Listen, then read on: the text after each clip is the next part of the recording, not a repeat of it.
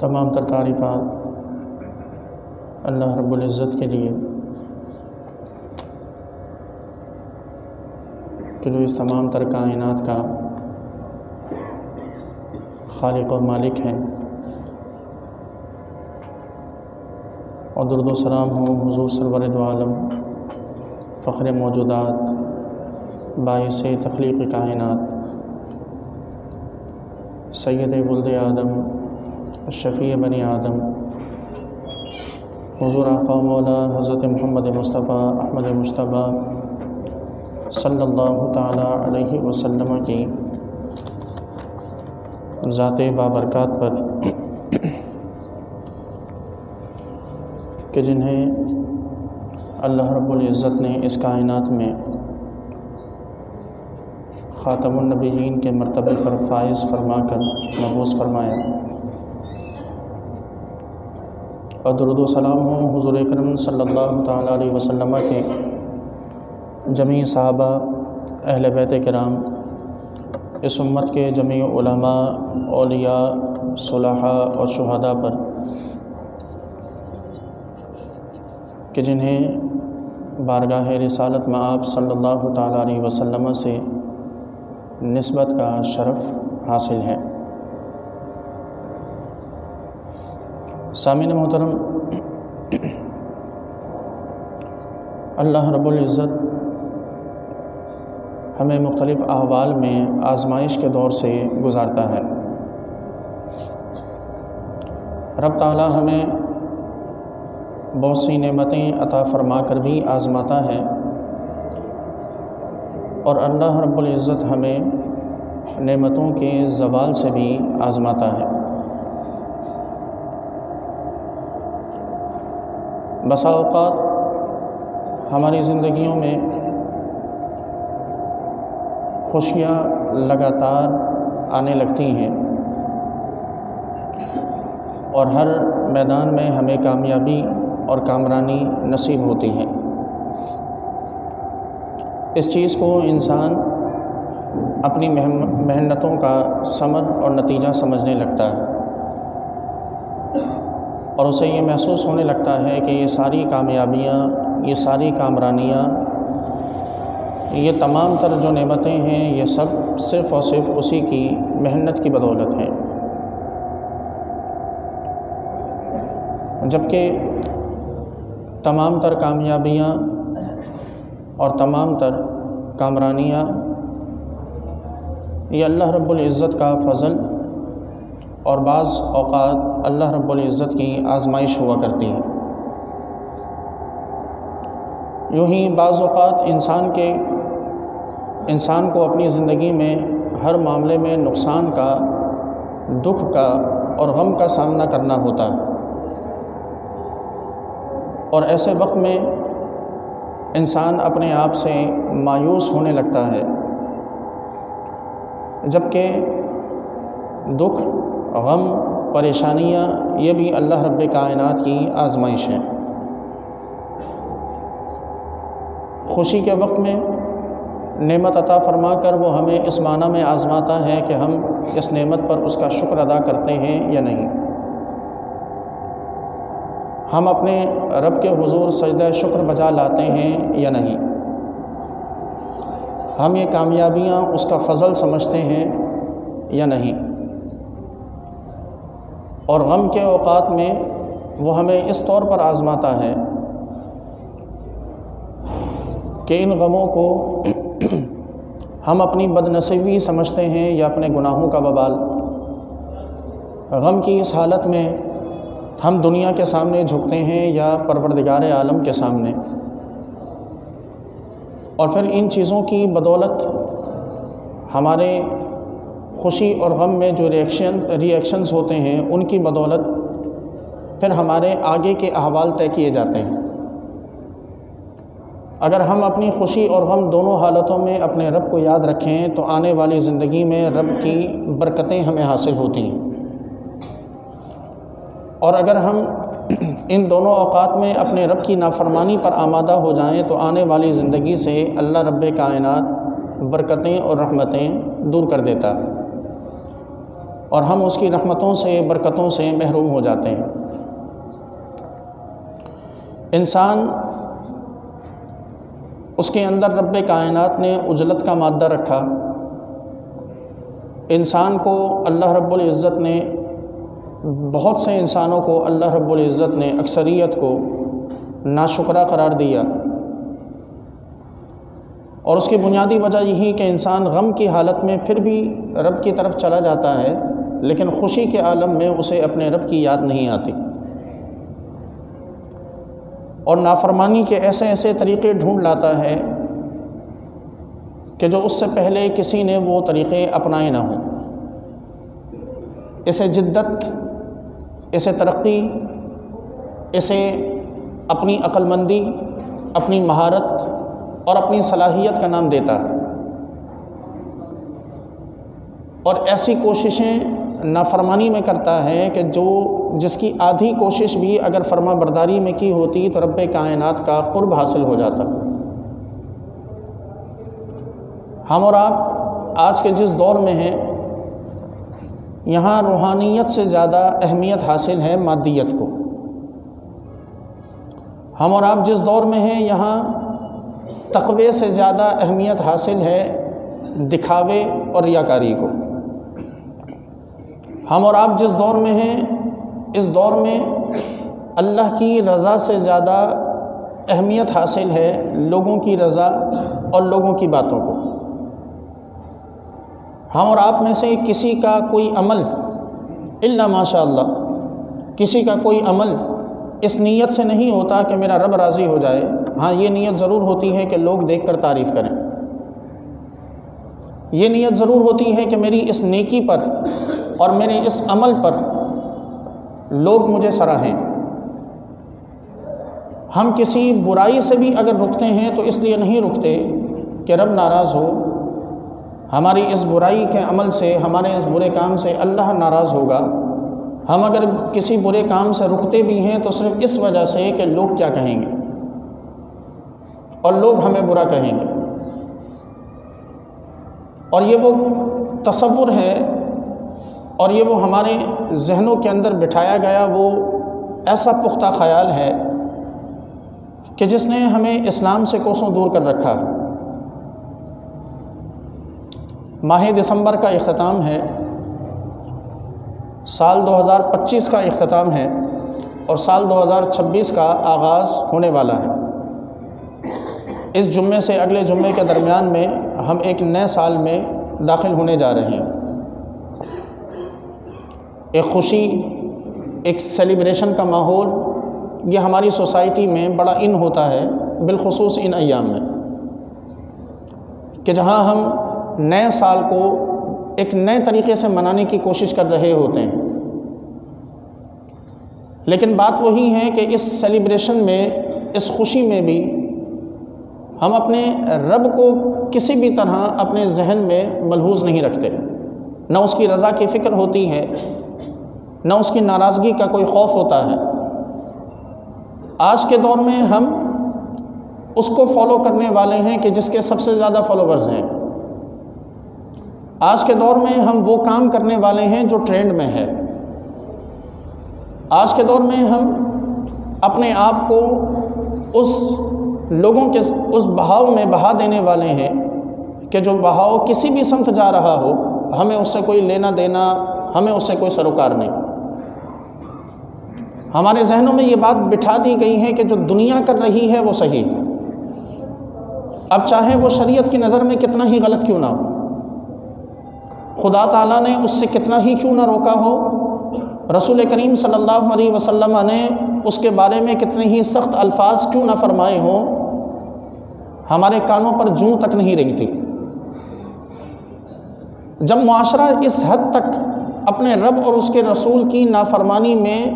اس حد تک نڈر ہو جائے کہ اسے اپنے رب اور اس کے رسول کے فرامین کا کوئی احساس اور کوئی لحاظ ہی نہ ہو، مغرب کو دیکھے اور مغرب کی تقلید کرے، یا ایسے گمراہوں کی تقلید کرے کہ جنہیں اللہ رب کائنات نے جن کی گمراہی پر قرآنی آیات میں مہر لگا دی ہے، یا رسول کریم صلی اللہ تعالیٰ علیہ وسلم نے جن کی گمراہیوں پر حضور اکرم علیہ السلام نے لعنت بھیج کر آپ علیہ الصلاۃ والسلام نے اللہ کی رحمت سے محرومی کا اعلان کر دیا ہے، ہمارے نزدیک آج کے دور میں وہ سب سے زیادہ کامیاب لوگ ہیں، اور آج کے دور میں وہی اس قابل ہیں کہ ہم ان کے پیچھے چلیں اور ان کے ٹرینڈ کو فالو کریں۔ نیو ایئر سیلیبریشن کے نام پر ہمارے ہاں کی جانے والی وہ تمام تر بدعمالیاں، جن میں سے اگر ایک ایک کی لسٹ بنائی جائے اور اس کے سامنے قرآن کی آیت یا رسول اللہ کی حدیث رکھی جائے تو بہت سی چیزیں ایسے نکلیں گی کہ جو حرام کے زمرے میں آتی ہیں، محض منع نہیں۔ ایک ہے کہ شریعت نے ناپسند کیا ہو، مکروہ کے زمرے میں ہو، ایک ہے شریعت نے اس حد تک اجازت دے دی ہو کہ اگر کر لیا جائے تو کوئی اتنا بڑا مسئلہ نہیں۔ لیکن یہ وہ چیزیں ہیں کہ جنہیں شریعت نے حرام رکھا، اور حرام کے بارے میں ہمیں یہ کیوں کلیئر نہیں ہے کہ اگر ہم حرام کو حلال سمجھ کے کریں گے تو دائرہ اسلام سے خارج ہو جائیں گے۔ حرام کو اگر حلال سمجھ کر اور پھر اس پر یہ کہ ثواب کا کام سمجھ کر کیا تو پھر اپنا ایمان اپنا دین خطرے میں پڑ جائے گا۔ لیکن چونکہ ہم ٹرینڈز کو فالو کرنے والے لوگ ہیں، ہم ایسے لوگوں کو، چمکتے دمکتے لوگوں کو فالو کرنے والے لوگ ہیں، تو ہمیں کیا لینا دینا کہ 14 صدیاں قبل اللہ اور اس کے رسول نے کیا فرمایا، کن چیزوں سے روکا، اور اللہ اور اس کے رسول کے احکام و تعلیمات کیا ہیں۔ رسول کریم صلی اللہ تعالیٰ علیہ وسلم نے آتش بازی سے منع فرمایا، حضور اکرم صلی اللہ تعالیٰ علیہ وسلم نے گانے باجے سے منع فرمایا، آپ صلی اللہ تعالیٰ علیہ وسلم نے مخلوط کسی بھی قسم کی گیدرنگ سے منع فرمایا، آپ صلی اللہ تعالیٰ علیہ وسلم نے شور شرابے اور رات کے سناٹوں میں حضور اکرم صلی اللہ تعالیٰ علیہ وسلم نے ایسے بے ہنگم شور شرابوں سے حضور نے منع فرمایا کہ جو لوگوں کی تکلیف اور اذیت کا سبب اور باعث بنے۔ آپ صلی اللہ تعالیٰ علیہ وسلم نے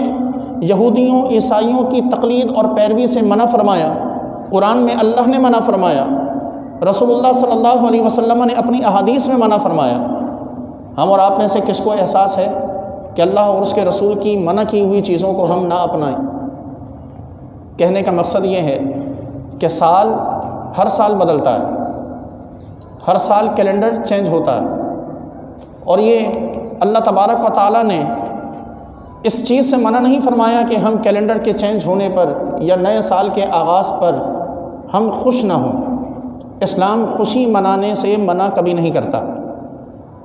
اسلام کسی بھی معاملے میں خوش ہونے سے، اپنے جذبات کا اظہار کرنے سے منع نہیں فرماتا۔ اسلام ہمیں ایک روٹ دیتا ہے، ہم نے اس پر چلنا ہے اور اس پر چل کر اپنی خوشیوں کا اظہار کرنا ہے۔ اسلام میں نہ تو سالگرہ منانا منع ہے، اسلام میں نہ تو کسی قسم کی سیلیبریشن منع ہے، اسلام میں شریعت کے دائرے کے اندر رہتے ہوئے آپ جو کچھ کر سکتے ہیں اسلام اس کی اجازت دیتا ہے۔ رسول کریم صلی اللہ تعالیٰ علیہ وسلم نئے سال کے آغاز پر حضور اکرم صلی اللہ علیہ وسلم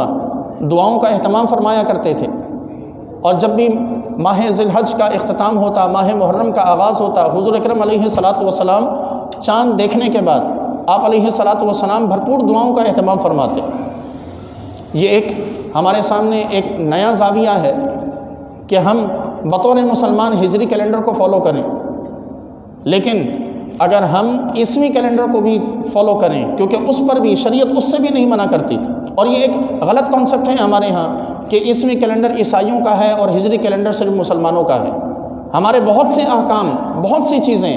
عیسوی کیلنڈر سے بھی وابستہ ہیں، سورج سے وابستہ ہیں۔ مثال کے طور پر سورج کو اگر آپ مائنس کرتے ہیں آپ روزے نہیں رکھ سکتے، آپ سورج کو مائنس کرتے ہیں تو آپ نمازوں کے اوقات طے نہیں کر سکتے۔ تو یہ کہنا بالکل غلط ہے کہ ہمارا عیسوی کیلنڈر سے کوئی تعلق ہے ہی نہیں،